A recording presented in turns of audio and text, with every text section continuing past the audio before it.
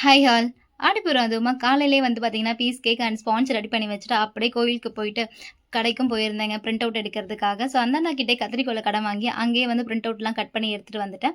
வீட்டுக்கு வந்தோனமே க்ரம் கோட் பண்ணலான்னு சொல்லிட்டு வேலைய சீக்கிரமாவே ஸ்டார்ட் பண்ணிட்டேன். ஆனா, அதுக்கப்புறம் நடக்க போற சம்பவம் என்னன்னு எனக்கு தெரியல. ஸோ கேக் வந்து பார்த்தீங்கன்னா, பட்டர்ஸ்காட்ச் ஃப்ளேவர்ல கேட்டதுனால கிரன்ச் எல்லாமே ஆட் பண்ணியிருந்தேன். அண்ட் அழகா வந்து க்ரம் கோட்டுமே பண்ணி, அப்படியே ஃப்ரிட்ஜில செட் பண்ணலான்னு போற நேரத்தில கரண்ட்ட கட் பண்ணி விட்டாய்ங்க. இருந்தாலும் கொஞ்சம் கூட மனம் தளரவே இல்ல. இருந்த கூலிங்க வச்சு அழகா கேக்க செட் பண்ணி எடுத்துட்டேங்க. ஸோ கஸ்டமர் வந்து ஒரு பிக்சர் அனுப்பி இத அப்படியே ரெப்ளிகேட் பண்ணி தாங்கன்னு கேட்டிருந்தாங்க.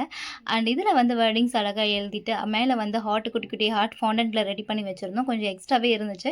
இருந்தாலும் கேக்லயே அழகா வச்சு டெக்கரேட் பண்ணிட்டேங்க.